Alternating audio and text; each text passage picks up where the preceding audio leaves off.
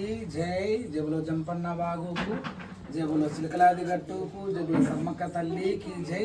అందరికీ నమస్తే. ఇది ఉన్నది నేను ఇప్పుడు అంబర్పేట, అంటే మా ప్రాంతంలో మేము అంబర్పేటలో ఉండడం జరిగింది. ఇక్కడ అమ్మవారి సమ్మక్క సారక్క కళ్యాణం జరగబోతుంది. ఇప్పుడు పుట్ట కమ్మబోతున్నాం. పుట్ట బంగారం కమ్మడం అంటే పుట్టను తవ్వడం. తవ్వే దానికంటే ముందు 5 బిందెల శాఖతో అమ్మవారికి శాఖ చేసి అలా తవ్విన తర్వాత అంతా మట్టం చేసి దాని మీద పటం వేసి పటం మీద గురిగి గౌరమ్మ పసుపు కుంకుమ అటువంటి అన్ని పదార్థాలు అంటే ఖర్జూర పండ్లు, పసుపు కొమ్మలు, పోక చెక్కలు, అలాగే కొబ్బరికాయ, అలాగే గురిగి ఇవన్నీ కూడా పెట్టి రావడం జరుగుతుంది. మళ్ళీ సాయంత్రం వరకు అమ్మవారు నేను ఎంత సత్యంగా ఉన్నాను కూడా ఆమె గంప కింద చూపించడం జరుగుతుంది. అలా ఇక్కడ మరి మాణిక్యాలు, అలాగే గంప లోపల అమ్మవారికి సంబంధించిన ఆవు పాలు, అలాగే బెల్లం ఇవన్నీ కూడా ఉన్నాయి. ఆ తర్వాత వచ్చేసి ఇక్కడ అమ్మవారు ఎంత చక్కగా మేడారంలో ఉన్నట్టు ఉన్నారు. తల్లి పిల్లలు చాలా చక్కగా ఆ తల్లి జగన్మాత పాదాలకు శతకోటి వందనాలు తెలియజేస్తూ ఇలా ఈ పండుగ ప్రారంభం అవుతుంది. ఒగ్గు పూజలు రావడం జరిగింది. ఉప్పల్ జిల్లం మల్లేష్ గారు రావడం జరిగింది. వాళ్ళ సుపుత్రుడు అక్కడ ఉన్నాయన, ఆయన సుపుత్రుడు.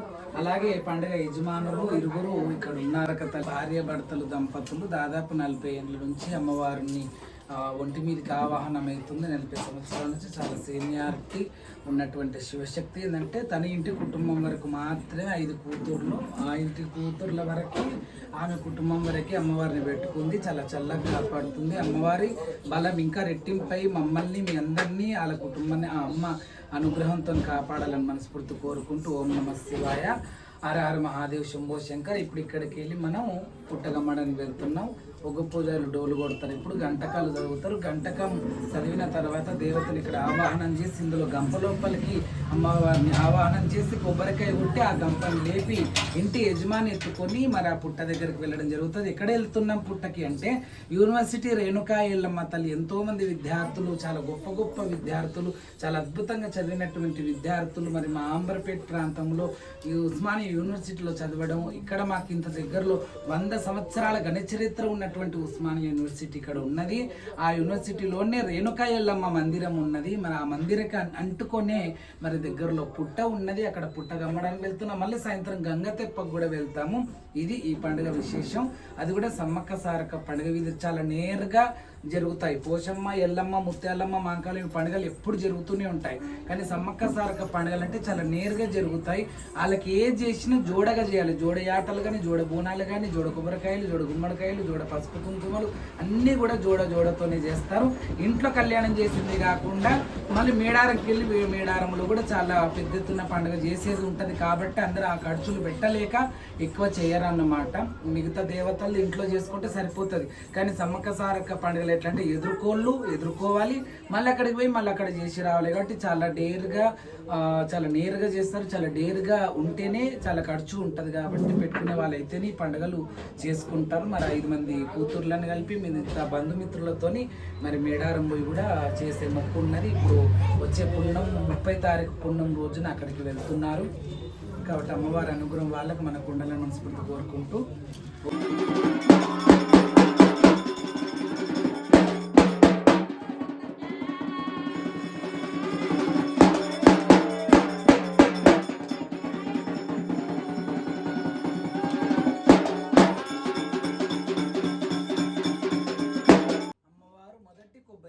ఈ ఇంట్లోకి వచ్చిన తర్వాత మనం ఒక 50 కొబ్బరికాయలు తేవడం జరిగింది. అందులో మొదటి కొబ్బరికాయ మనం కొట్టిన మరుక్షణమే అమ్మవారు చూపించేసింది పడిగే మాదిరిగా తొట్టెలన్నమాట.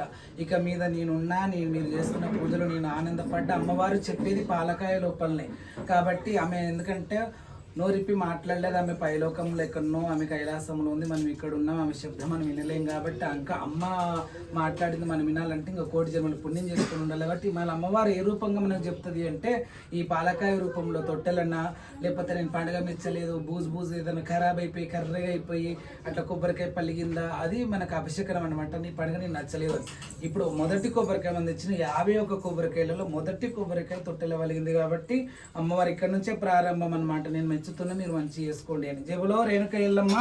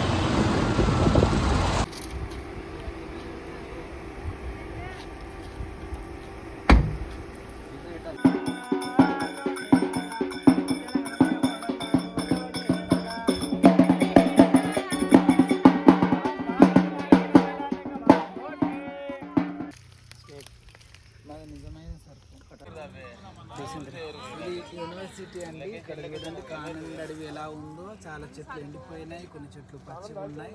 కానీ ఇక్కడ యూనివర్సిటీలో రేణుక ఎల్లమ్మ దగ్గర మందిరంకు దగ్గరలో పుట్టగమ్ముతున్నాం. ఇది చెదలగడ్డ అంటారు, పుట్టకొక్కులు అని కూడా అంటారు. ఇందులో చెదలు ఉంటుంది. ఇదే పుట్ట మీద మళ్ళీ పటం వేసి పటం మీద ఇదంతా వేసిన తర్వాత కట్టడం జరుగుతుంది. ఓం నమః. ఇదంతా కూడా పుట్ట బంగారం అది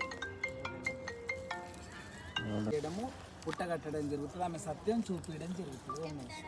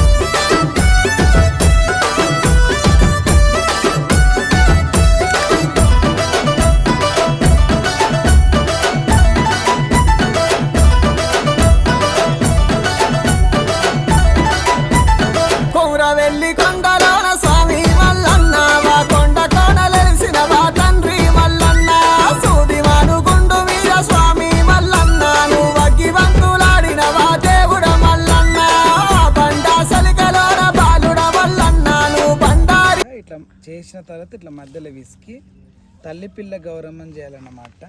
ఎప్పుడైనా కూడా ఒంటి గౌరమ్మని చేయరాదు కాబట్టి ఇట్లా 2 ముద్దలుగా రావాలి. ఇట్లా 2 తల్లి పిల్ల గౌరమ్మ. కుంకుమ ముఖ్యం. ఇది మలుపు బట్ట అంటారు. జాకెట్ బట్టని ఒక సమోసా షేప్లో చేస్తారు. దీన్ని పేరు మలుపు బట్ట అంటారు. కొంతమంది వడిబియ్యం పోసుకున్నప్పుడు 5 మలుపులు కూడా చేసి పెడతారు అందులో. కాబట్టి ఇది పుట్ట మీద అయినా, దేవుని కళ్యాణంలో లగ్గంపోల్లో అయినా, ఎక్కడైనా కానీ మలుపు అనేది మేము ఖచ్చితంగా తెలంగాణలో ప్రతి ఒక్కరూ ఈ మలుపు చేసిన తర్వాతనే బియ్యాలు పోయడం అవన్నీ చేస్తారనమాట. ఇప్పుడు అది పుట్ట మీద పెడతారు. ఇది గౌరమ్మ, ఇది కూడా పుట్ట మీద పెడతారు. జబలో గౌరమ్మ తల్లికి గురిగి మీద కుడుక మీద గౌరమ్మని పెట్టాలి ఎప్పుడైనా కూడా.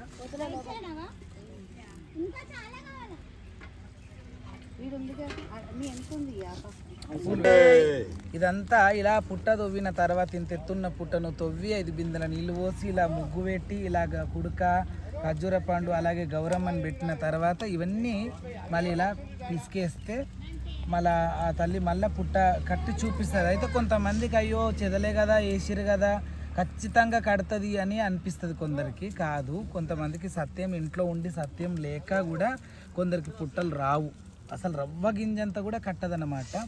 మరి వీళ్ళకి ఎలా వస్తుందో కొద్దిగా చూద్దాం సాయంత్రం వరకు.